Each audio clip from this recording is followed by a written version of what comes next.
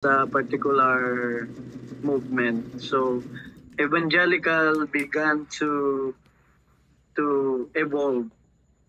So nowadays, because in the first place, evangelicals were really strict regarding doctrine, but on the latter part of this history is the evangelicals became more general but more open. So napunta kasi merong we need to understand that there are three groups during those times na merong parte na tinatawag nilang mga modernist, and then there are fundamentalists, and actually they began to propagate in the early 20th century. American Christianity split between modernists who embrace a more critical lens on scripture and fundamentalists who held to doctrinal orthodoxy and biblical inerrancy.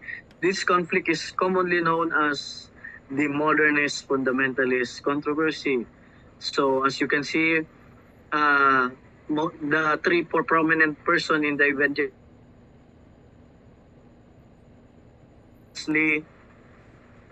Jonathan Edwards during the Great Awakening, and George Whitefield.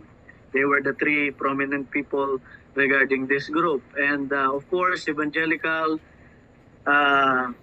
they focus more on biblical sound doctrine, and regarding this movement, they are very bold in what they call this,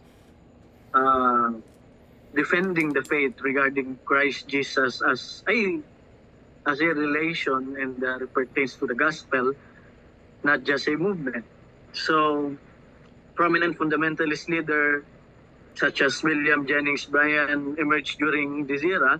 He famously prosecuted teacher John Scopes at the 1925 Scopes Monkey Trial. So sa madaling salita, I will just summarize what happened. So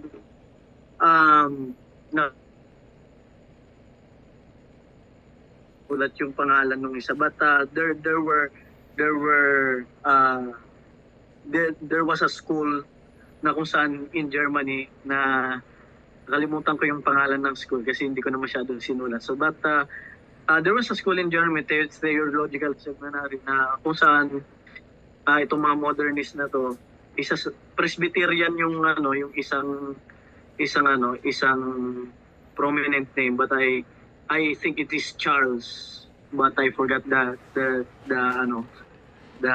surname of his surname. Sa nagkaroon siya ng isang view na kung saan yung nagkaroon sila ng pag-aaral, study during their ministry dun sa kanilang theological seminary na it's not enough that we treat the Bible as spiritual ones. We need to have a critical idea, and then they came to the conclusion that the Bible is not inerrant. So may mga error siya. So yun yung pinaka bottom line. And later on, of course, those fundamentalists, they tutol sila dito. So they were really zealous in defending this kind of thinking, and there comes a William Jennings Bryan. So ito, isa pong professor din po ito, and ito si William Jennings Bryan, he was a friend of Dr. Bob Jones Sr., which has happened to be the founder of Bob Jones Seminary, na kung saan kinausap niya ito sa isang event, and then they began to talk that let's labanan natin yung ganong kaisipan na dapat yung Darwinism and so-called evolution, hindi na dapat tinuturo yan sa mga theological seminary as well as schools that are Christians. And under their leadership, fundamentalism became associated not only with a high view of scripture, but also with separation from the world, anti-intellectualism, and racial segregation. And famously, Bob Jones University did not lift its ban on interracial dating until the year 2000. But the problem with this, itong grupo na ito, ay masyado silang naging extremist. So to the extent that they were they separate themselves to fellow basta hindi nila kaparehas ng pananampalataya, so alis tayo diyan. So masyadong separatist, extreme separatist, and they were actually having the issue of racism. So because during the early century when Bob Jones was established, so Bob Jones Theological Seminary does not allow, they do not allow black people to come to their seminary. So may racism na nangyari. Kaya sabi doon sa pagbabasa ko ng history regarding this topic is nung 2000 lang, so 2000, year 2000, nilift nila yung ban na pwede na kasama yung mga black people. So hindi na tayo masyado magdudwell doon, basahin nyo na lang yung history. So, and then because of that, nagkaroon ng isang grupo na hindi modernist, hindi rin fundamentals, which is called, ang tinawag sa kanilang grupo is Neo-Evangelicalism. Many Christian leaders mentalist camps. They wanted a robust evangelical faith that engaged the world without abandoning doctrine. Ito naman naging fair sila. So, hindi sila naging extreme fundamental, hindi rin sila extreme modernist, but they became yung balance lang. Balance eh. So, influential figures in the resulting neo-evangelical movement included, so sinasabi dito sa ating lesson si Harold Okeña atang pagkabasa sa kanyang apelido. Okeña, who founded the National Association of Evangelicals, so yung NAE, in 1942. So, alongside with his friend Carl Henry, co-founder of Fuller Theological Seminary. Kung as far as you know, kung kilala nyo rin si Billy Graham who partnered with Okeña in evangelistic crusades. So si Billy Graham, he studied at Bob Jones Theological Seminary at first, but nung nakita niya na masyadong extreme sila pagdating sa separation, so hindi niya tinapos ang pag-aaral niya doon, but later on, I think that is Wittenberg Seminary yung, di ko alam, pero basahin niyo na lang kasi hindi ko nakasulat sa no. So, and Billy Graham, he's a well-known evangelist, you know that for sure. And he partnered with Okeña in evangelistic crusades, became the face of neo-evangelicalism globally. Dahil si Billy Graham, masyado siyang welcoming sa mga evangelical churches, hindi lang Baptist, mga charismatic, Pentecostals, winelcome niya lahat. Tinawag siyang bilang heretic ni Bob Jones, senior and junior. So, yun yung nangyari. And mostly, ang nangyari kasi sa evangelicalism and dun sa mga American context ay naging political siya rather spiritual. So, they engage to some political associations na imbis na pinag-uusapan ng gospel, gusto na lang lagi nila pag-usapan abortion, mga political schisms within their own country, and many more. So, until the 1960s, fundamentalists mostly remained. Kung siguro kilala nyo to, Jerry Falwell Sr. But senior to, ito yung tatay. So Jerry Falwell Sr., who embodied many aspects of Southern fundamentalism, evangelical fervor, anti-evolution, and segregationist tendencies. Falwell founded the Moral Majority and aligned evangelical identity closely with political conservatism, making the rise of the religious right. So the present confusion of evangelicals, today many people define evangelical primarily by political identity. Yun yung naging problema, particularly as white conservative Christians. So ganun yung naging point of view through process of time, because kasi nga nag-engage na yung bawat grupo ng on their own political agendas. So may naging Republican, conservatives, nagkaroon ng mga liberals sa American setting. So rather than theological core beliefs, the video are just, as you can see, yung pinanood kong video, to reclaim evangelicalism, original gospel-centered meaning. Focus on Jesus, scripture, personal conversion, and mission, not partisans politics. So, yun lang. Isang maikling brief explanation lang regarding evangelicalism. And throughout the process of time, bakit kasama siya dito sa mga contending for the faith? Kasi nga nabago yung meaning niya. Okay, but of course, we still stand with that kind of identity as Baptists. We are evangelicals in a way that we propagate the gospel of the Lord Jesus Christ to people, and we rather give importance to the biblical doctrine of the Bible rather than political assertion or political stance. So, kaya lang sa Amerika, ganoon nangyari. So, pag tinawag ka ng evangelical, iba ang kaisipan nila. Political na agad. So, that's the problem. And with that, we move on to page number 38.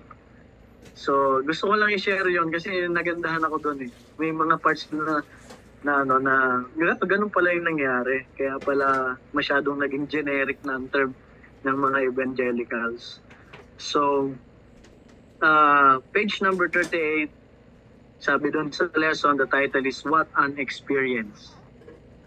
So, the charismatic movement. As Baptists, so as foundation of what we are going to talk about, as Baptists, we as Baptists, some of the Baptists, I don't know kung meron mang Baptist na continuationist, but most of the General Baptists, they believe that nandun tayo sa side ng cessationist.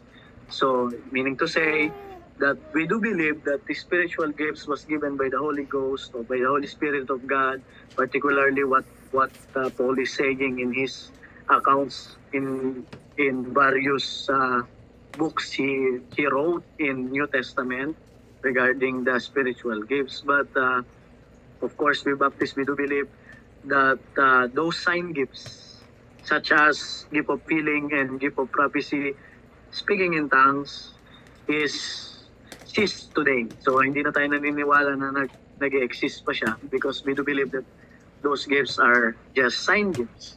So, but there were movement that believe that those sign gifts still exist today, even though that the Bible is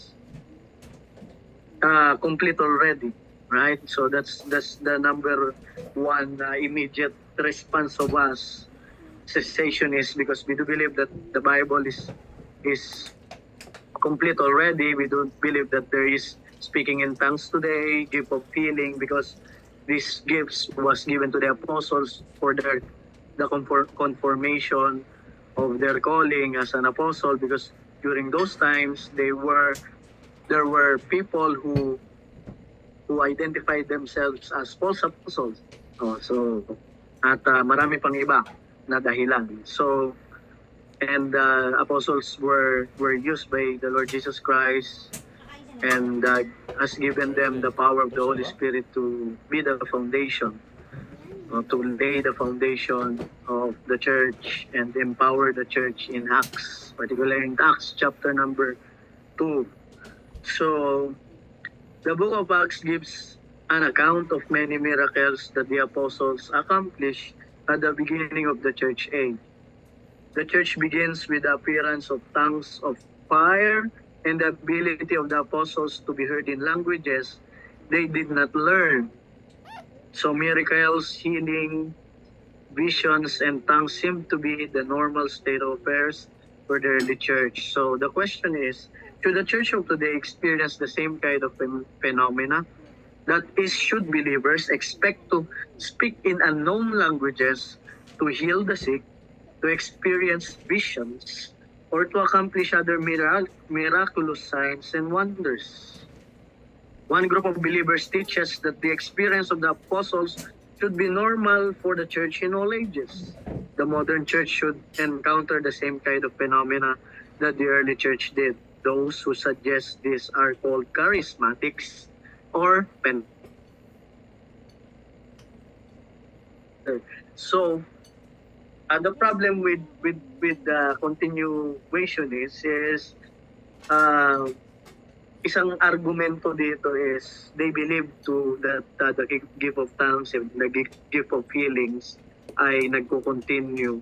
So therefore, kung ganun ang proposition natin. So meaning to say, even until now, we can say also that yung apostleship and prophets are still existing nowadays. So yun yung isang malaking ground na pinangahawakan natin why we are cessationists.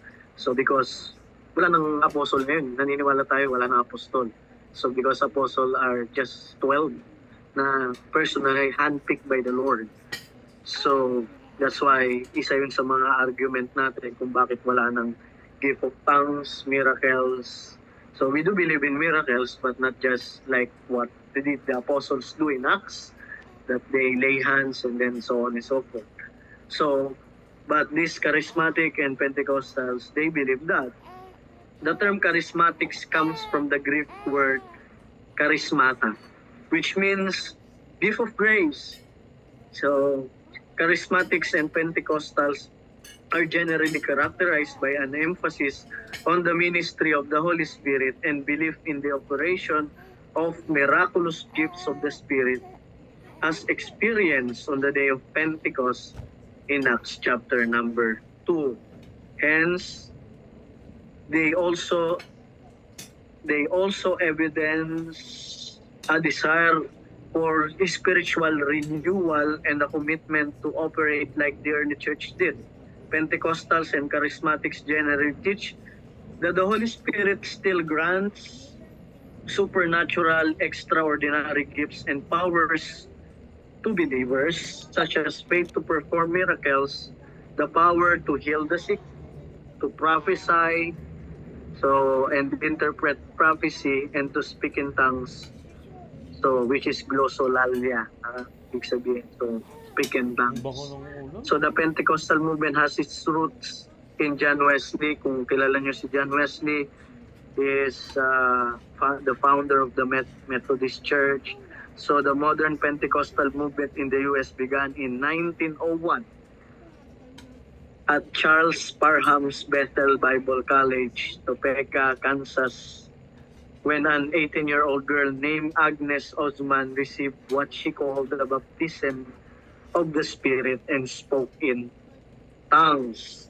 So Chinese supposedly, when hands were laid on her, soon many others at the school were speaking and singing in tongues in 1906. Tongues were spoken at the Azusa Street Mission in Los Angeles, California. So let's just move on. So in 1960, page number 39 na tayo. So gusto ko lang mabasa lang yung pinaka-history nito. In Van Nuys, California, the modern charismatic movement or Neo-Pentecostalism began in an Episcopal church. After that, the movement spread within the mainline Protestant denominations. Thankful, hindi nagsimula sa Baptist yung charismatic, di ba? So, such as Lutheran, Presbyterian, Methodist, and Baptist as well, and even to the Roman Catholic Church. Charismatics today come from many religious backgrounds and often fit their practices into pre-existing religious traditions. Unlike the older Pentecostals, charismatics do not demand that speaking in tongues is an essential proof of being saved. So yun yung pinagkaiba ng mga Pentecostals sa mga charismatics. Charismatic trace their movement through 3 waves. So tatlo yung pinanggagalingin nila. Order Classic Pentecostalism, which began in 1901. Ito yung mga medyo, they were the group which is very strict when it comes to the gift of tongues. New Pentecostalism or Charismatic Renewal beginning in 1960, and the Signs and Wonders movement, a name coined in 1983. So the third wave stresses power evangelism, whereby the gospel is explained and demonstrated by way of supernatural signs and wonders. So yun yung pinaka-highlight nila. So they highlighted, katulad ng mga full gospel, that the gospel is not just a power of the word, but dapat merong manifestation which is supernatural na nakikita natin with our own eyes.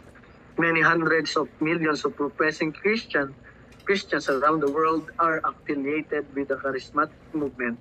Charismatic Christians are found on every continent and probably in every country of the world. Many believers in third world nations could be categorized as charismatic. Ewan ko sa atin. Actually sa atin napakadami na. So in Bulacan, this is the isa sa mga pinakamarami dahil ito ay baluarte ni JIL. Okay? So mamaya, kailangan mabuksan din natin ang isip natin dito.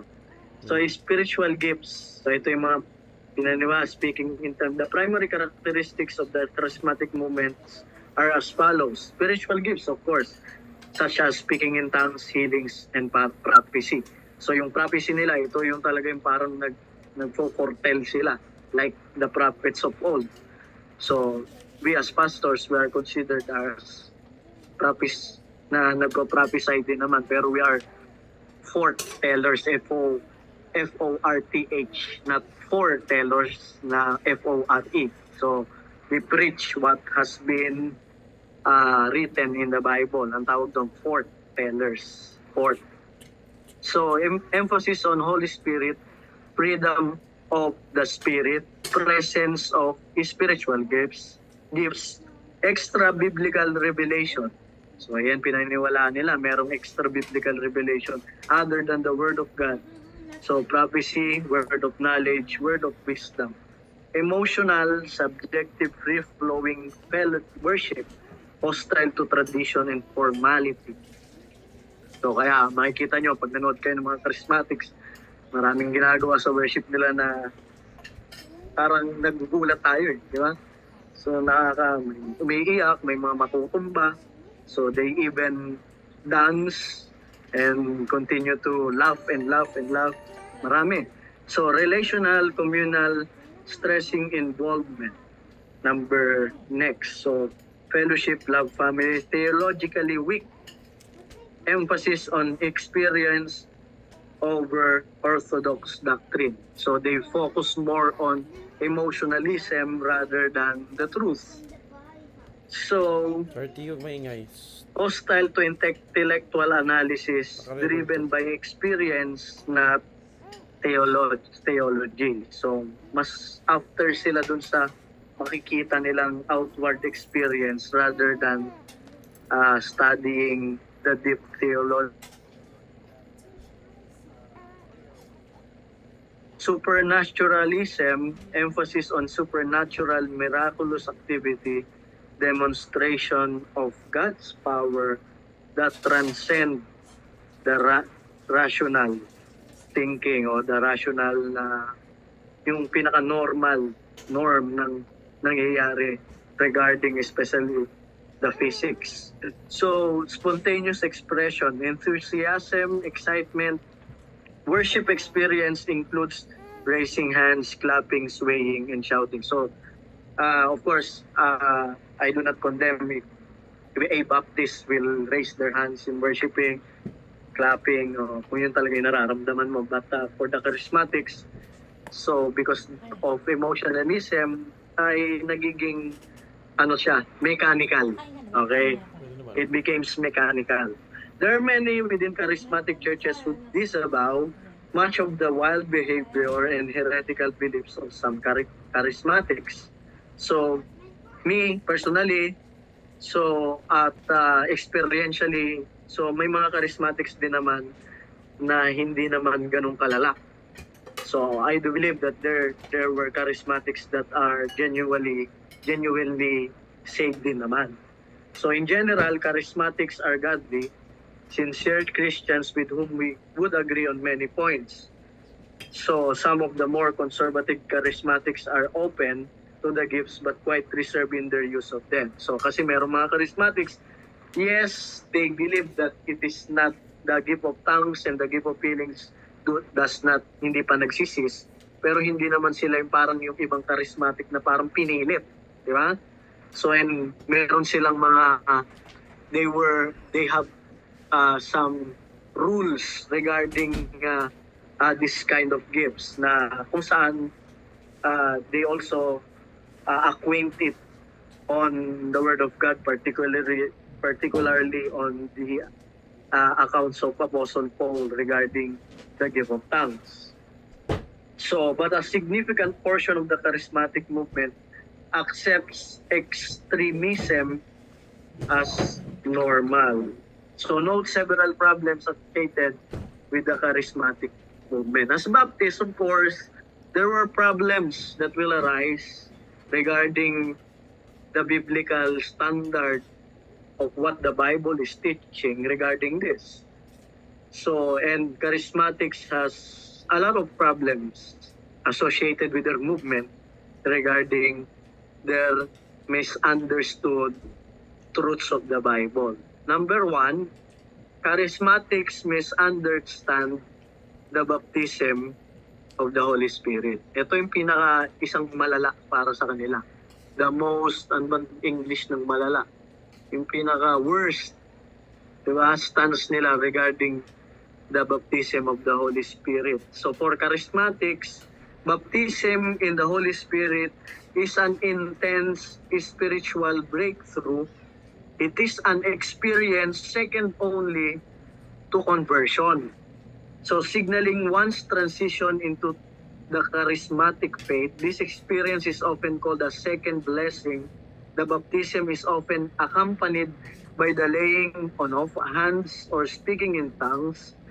Tongue speaking is supposed to occur when the Holy Spirit transcends the boundaries of human speech in order to provide the worshiper with a new language of celebration and praise.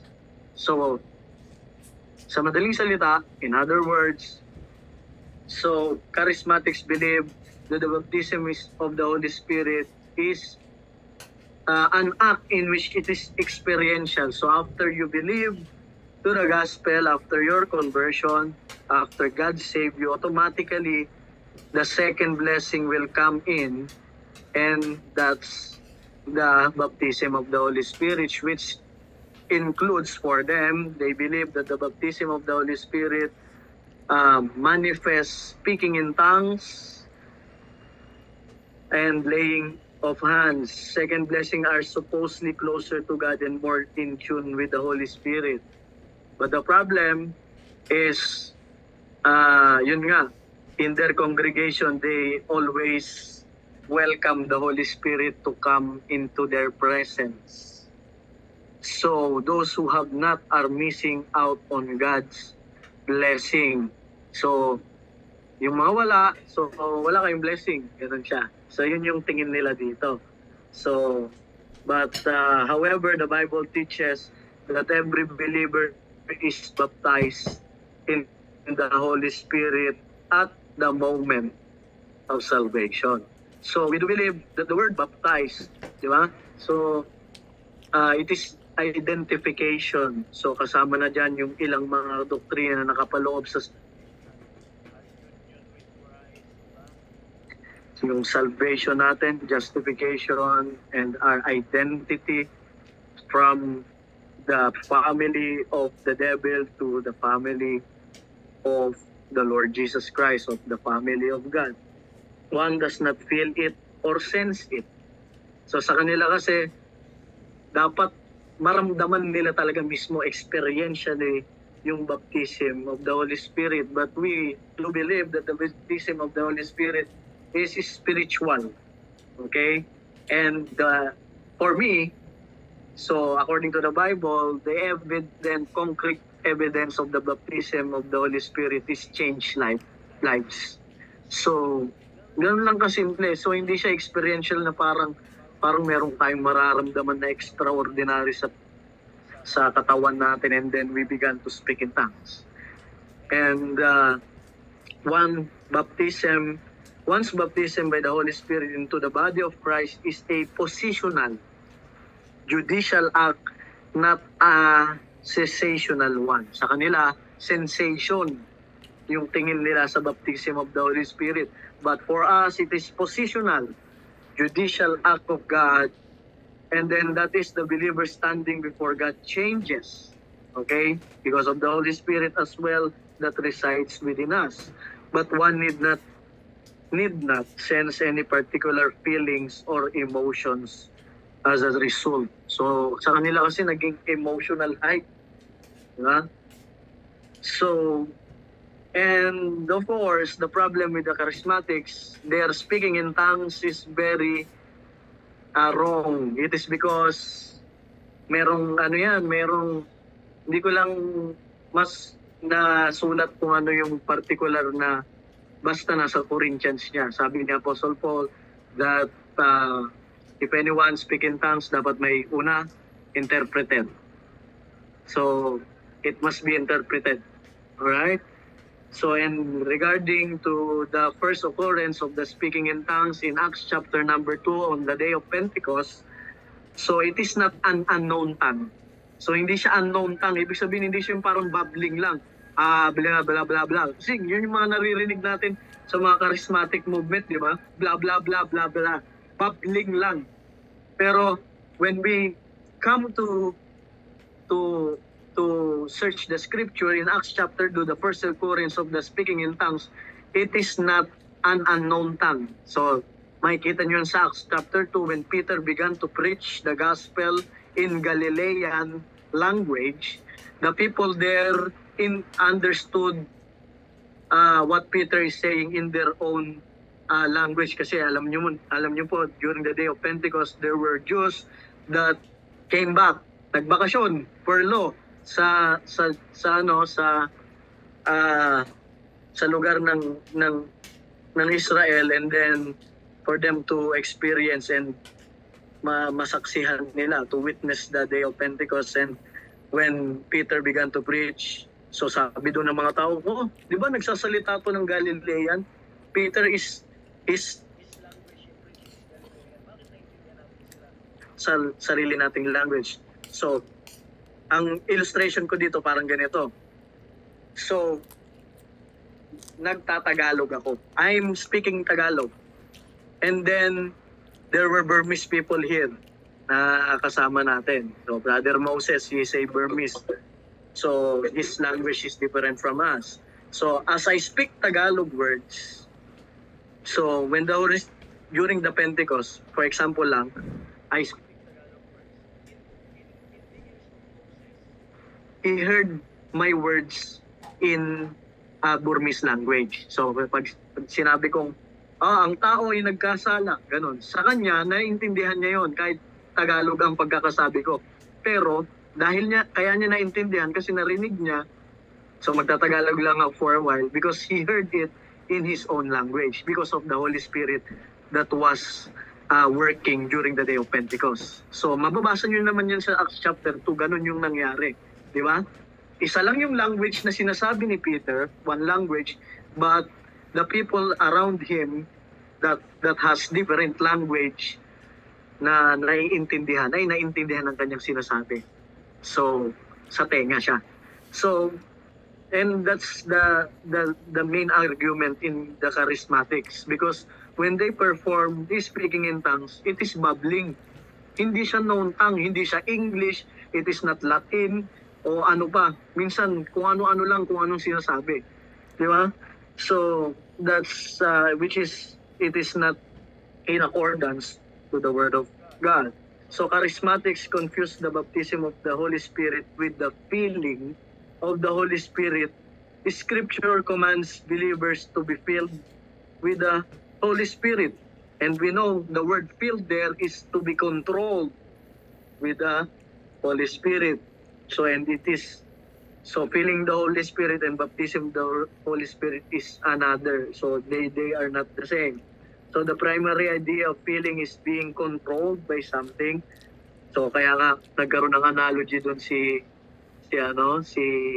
minsan ginagamit pa para justification, para okay daw uminom ng alak. Ephesians chapter 5. Sabi na, and be not drunk with wine wherein is excess, but be filled with the Holy Spirit. So the point is, when you are drunk with wine, so wine is a mocker, sabi doon, yung utak natin, ewan ko sa inyo kung naranasan yung uminom ng alak, pag nalasing kasi kayo, so when you got drunk, so the spirit of wine will control your mind. So yun yung comparison niya yun. Parang sinasabi niya, pinag-drunk with wine, nakakusaan, sobra. If you drunk with wine in excess, the wine will control you. But, mayroong contrast. Be filled with the Holy Spirit, but be controlled by the Holy Spirit. If you are filled with the Holy Spirit is the one who will control your mind and your life. So that's the simplest yung paliwanag doon. So yung pinakamadaling paliwanag. So the Holy Spirit must control the believer. One is filled with the Holy Spirit when he yields his own will to the principle of the Scripture. Hence, the filling of the Spirit is not some ecstatic experience na parang nakadroga. Hindi ganon. But simple obedience to the Bible. Charismatics typically misunderstand the nature of Holy Spirit filling. Kaya nga, meron silang idea, oh, come Holy Spirit. Bakit kailangan papuntahin yung Holy Spirit sa kanila? Which is, sinasabi ng Bible, when you got saved, so the indwelling of we need to understand that the feeling of the Spirit is different. So when the Holy Spirit will fill us, so He will use the Bible. Ganun lang kasimple. It is inseparable. So the Word of God teaches us what to do for us to be controlled and to yield ourselves to the working power of the Holy Spirit. So the evidence of being filled with the Holy Spirit, letter A, exhibiting the fruit of the Spirit, love, joy, peace, long-suffering, gentleness, worthy of the Lord. Ephesians 4-6 describe qualities that will be true of those who are filled with the Spirit, and it does not mention the presence of the sign gifts as an evidence of the filling. So, nakikita niyo yung difference. Charismatics believe that the evidence of filling of the Holy Spirit is through tongues and miracles, gift of healing. But we as believers, pinaniwalaan na ganun lang, na experiential na ganun. So, which is, as a matter of fact, that the feeling of the Holy Spirit, the evidence of it, is change lives. So, and obedience. So that's the word, obedience. So number 2, charismatics undermine the sufficiency of the Scripture. Most charismatics believe that the Bible is the authoritative Word of God. However, they also believe that God is still directly revealing His will to believers. So they believe that the Word of God is also authoritative. But they believe also that God can directly, pag sinabi nating directly, parang talagang nangungusap katulad ng ginawa niya kay Elijah, di ba? Like Moses and some of the prophets of old, that there is a divine, merong panaginip, di ba? So, ganun sila, yung pinaniniwalaan nila. Charismatics believe that it is impossible to have the gift of prophecy, and some say they receive words of knowledge or words of wisdom. That is, they think they are recipients of God's direct revelation. They hear God's voice either audibly or silently. So, sabi ko nga kanina, just like the prophets. So, naniniwala sila they do believe that they can be, God can talk to them through audible voice or through visions, like such as in their prayer time or sometimes in their dreams. So they claim to see visions and experience dreams sent from God, na kung saan taliwas sa ating doktrina as Baptists. While they don't add these revelations to the Bible, they do see such revelation as directly from God. Scripture has primacy, but direct revelation still occurs. So, ganun siya. So, A key principle in Protestant Orthodoxy is that the canon of Scripture is closed. If this is true, direct revelation and inspiration from God are also no longer occurring. Believers do not hear the voice of God either audibly or silently. Believers do not receive inspired visions and dreams. We do believe that because the Bible is complete already. Everything God wants believers to know about the Christian life is contained in the Scripture. Biblical principles are perfectly sufficient to meet the spiritual needs of any believer. Is it very inconsistent yung kanilang view? They believe to the authority of the Scripture na sapat na ito, but they also believe that the direct revelation still occurs, na kung saan very inconsistent with their view. If that is so bakit kailangan pa ng divine and direct revelation na gagawin ng Panginoon if the Scripture that was written today is complete already? 2 Timothy 3:16-17, all Scripture is given by inspiration of God and is profitable for doctrine, for reproof, for correction, for instruction in righteousness, that a man of God may be perfect or complete, thoroughly furnished, equipped for every good work. 1 Peter 1:3, as His divine power has given to us all things that pertain to life and godliness, to the knowledge of Him who called us by glory and virtue. The idea that some receives communication personally directly from God is called mysticism. So, yun naman yung dapat susunod natin dito. So, God commissioned the prophets and the apostles to receive and record direct revelation from God. After the apostles passed from the scene, direct revelation from God stopped. That's what we believe. So, because the Apostle Paul wrote and the prophets wrote the complete revelation of God that needed for our Christian life. So that's why we don't believe anymore that there will be extra biblical revelation that God will tell to His people or Christians. Christians should not expect or seek to be inspired by God to write or say anything. Number 3, charismatics, 15 minutes pa, are often faulty in their interpretation of the Scripture. So, very common yan, di ba? Sa mga maling pananaw, ang nangyayari is their interpretation of the Scripture is not correct. So, the charismatic movement is based on the faulty idea that the miraculous events that occurred on the day of Pentecost and throughout the Bible are repeatable and even normal. They claim that believers should expect to experience healings, speak in unknown languages, see visions, dream inspired dreams, and even the raise of the dead. So they believe that. Kaya nga sabi ko nga sa inyo, di ba? So na-aksidente po ako, nabali po ang paa ko.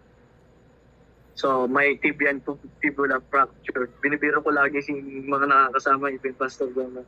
Parang gusto kong pumunta sa mga healing crusade ng mga charismatic para magpagaling. So, a quick glance through the Bible will prove that miracles were not common occurrences. We do believe that miracles were not common occurrences. It is special. In fact, miracles were very rare. The Bible records fewer than 20 people ever doing a miracle. Average Christians did not commonly perform miracles in the Bible. But of course, we still believe in miracles, but not direct miracles na hahawakan ko. Diba? I will just touch your body and you will be healed. So, that's not true.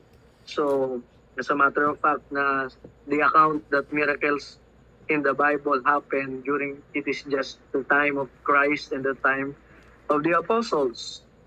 So, hindi naman lahat ng Kristiyano noong panahon na yun, kahit madami na sila ay nagpo-perform ng miracles. So, very evident. The normal experience of believers or churches. The day of Pentecost was as much an unrepeatable event as was Christ's birth, death, or resurrection. The Book of Acts records the transition from the Old Testament law to the New Testament church. Thus, much of what is described there was unique and not repeatable. So as you can see in Acts chapter 2, it is the transition na papunta sa church age. So which is also the empowerment of the church. As is normal the case in theological movements, some charismatics are closer to biblical orthodoxy than others. So bilang in fairness naman sa kanila, so some charismatics, of course, they were zealous also in proclaiming the gospel. Some who endorse the charismatic movement are very good scholars, such as Gordon Fee, Wayne Grudem. So si Wayne Grudem, kilala niyo yan.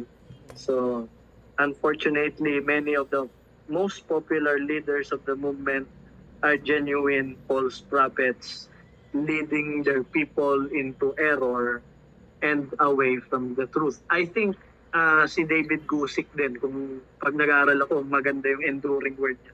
I think hindi rin siya cessationist, pero maganda yung paliwanag niya pagdating sa ano. Pero of course, naging problema ng mga charismatic movement, they go overboard. Word of faith leaders like Benny Hinn, kilala niyo yan, diba?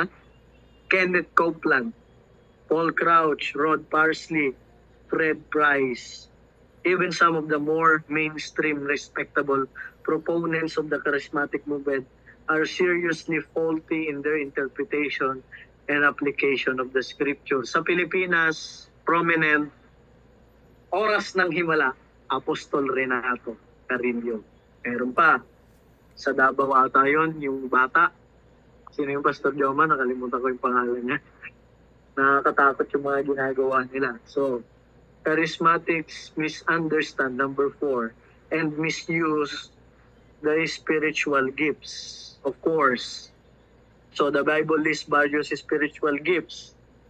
Alam natin yung prophecy, ministry, teaching. So, punta na tayo dun sa second paragraph ng verse ng number 4 kasi 10 minutes na lang. Certain gifts of the Holy Spirit were employed in the earliest stage of Christianity to authenticate that God was doing something new. These sign gifts, such as the gifts of healing, tongues, miracles, ceased with the death of the last apostle. They were temporary. So, yan din ang aking view. So, as Baptist, marami rin akong alam na ang mga Baptist, cessationist tayo. So, temporary lang yung mga sign gifts. Among the temporary sign gifts were tongues and the gift of healing. The gift of healing is not active in the churches today in the same sense in which it was evident in the ministry of the apostles. God still heals the sick, although not typically through faith healers. So, pero siyempre, niniwala pa rin tayo sa miracle. Nagpapagaling pa rin ng Panginoon ng sakit, pero hindi na yung directly na faith healer. So, charismatic misunderstand and abuse tongues. 1 Corinthians 14, ito yung sinasabi kong standard. Merong standard pagdating sa pag speaking in tongues. 14:20-22 plainly says, tongues were assigned to the unbelieving. Alam niyo mga Hudyo, masyado silang leaning sa mga miracle. That's why Jesus Christ, napansin nyo, di ba? When Jesus Christ performed miracles, ang dami niyang tagasunod ng mga Hudyo. Pero when Jesus Christ began to teach heavy doctrines of the Bible, aalis sila. Di ba? Ang reason lang naman kung bakit dumadami yung followers ni Kristo during His earthly ministries because of the miracles. Because that's the way of thinking of the Jews. So, mahilig sila sa signs. Ganon sila. Kung babasahin niyo yung context to ng kanilang kultura, especially ng mga Judaism. So, further, charismatics generally do not follow the biblical limitation on tongues found in 1 Corinthians chapter number 14. Yun nga sinasabi ko. Sinasabi doon, kung may mag-i-speak in tongues, sabi doon, dapat hindi lang isa. Yun yung sabi ni Apostle Paul it must not just one, but dapat marami. At the same time, there must be an interpreter. So, pero sa nakikita natin, kahit sa video, walang ganun. Di ba? Para silang mga, forgive me for the term. So, they are just like lunatic people na kung saan kung ano pinagagawa at pinagsasabi sa loob ng congregation. So, number 5, the charismatic movement emphasizes experience over doctrine. Number 6 na tayo. Ito pa isang problema nila. Female leadership within the charismatic movement is alarming. So, female leadership. So, charismatics and Pentecostals, some of the Pentecostals, they approve female leadership. So, mayroon silang mga pastora, right? So, they have pastora. So, the pervasiveness of female leadership is surprising within a group that claims allegiance to the scripture. Very surprising yun, di ba? Because the scripture is very clear regarding the leadership inside the church, that there were no pastora. Di ba? Napakalinaw nun, mga kapatid, in the qualification of the elder and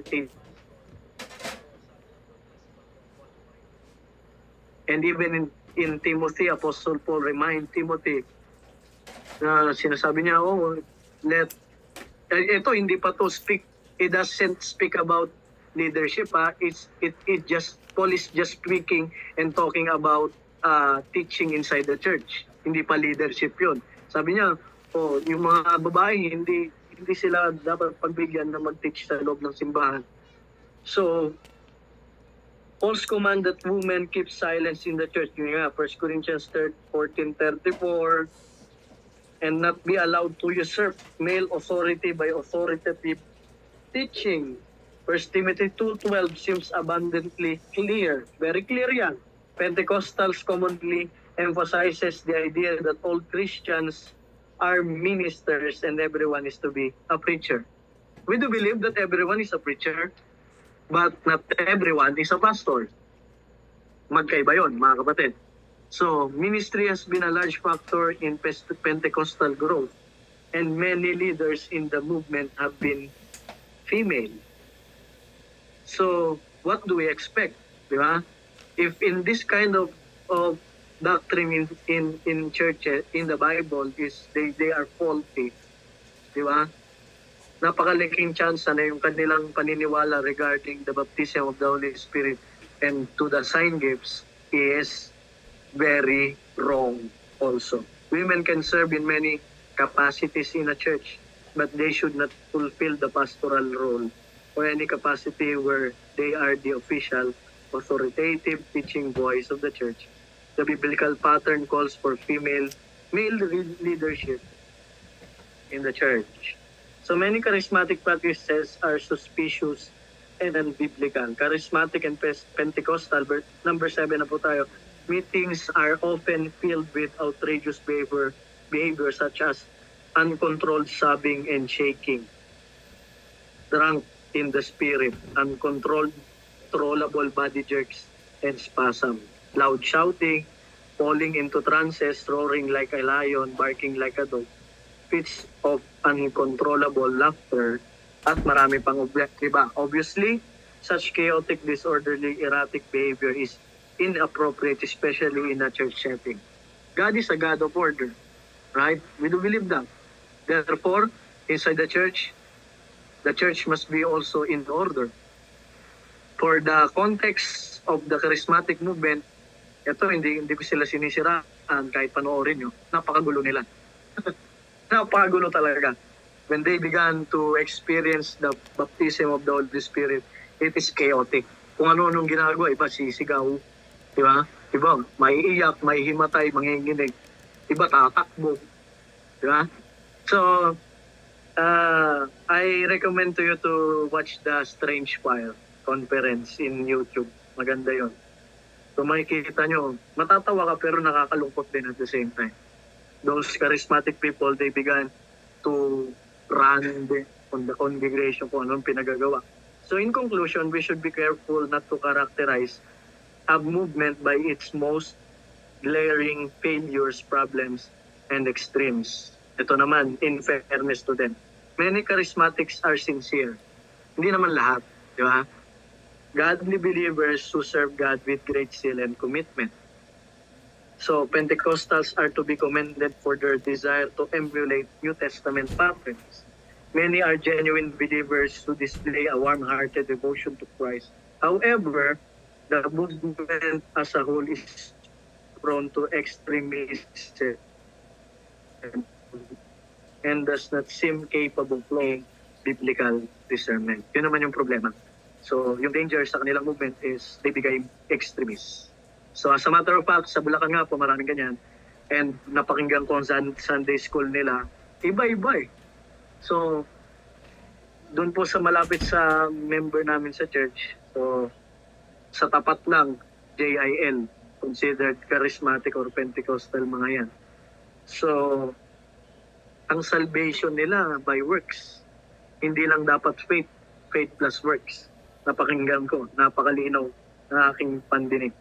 So, pero meron namang hindi. Meron ako na atinan, nakausap pala, na pastor mismo, na hindi naman ganun sa kanya. So, iba-iba. So, when it comes to denomination, ang ganda talaga. I'm very proud to say that Baptist has that pure core belief regarding salvation. Kasi kahit iba-iba tayo ng stance sa iba't ibang mga biblical stance natin regarding doctrine, 'di ba? Pagdating sa core belief, isa-isa tayo. The salvation by grace alone, in Christ alone, in faith alone. So, some discussion before we end. Does the presence of extraordinary behaviors, like speaking in tongues or going into a trance, prove that one is under the influence of the Holy Spirit? No, people do all sorts of weird things for different reasons. Usually, such behavior is purely psychological. Iba naman, nakakalungkot, demonic influences. Pwede. Kasi ginagamit ng diablo para madaya. Number 2, what was the original purpose for tongues? As a sign to unbelieving Jews on the day of Pentecost. Number 3, what's the difference between the baptism of the Holy Spirit and the filling of the Holy Spirit? Baptism of the Holy Spirit is a one-time event that occurs at the point of salvation. One time lang yun. The feeling of should be an ongoing experience as one yields to God. Number 4, are charismatics genuinely saved? Saved ba sila? Depende. Sabi mo kanina, may months.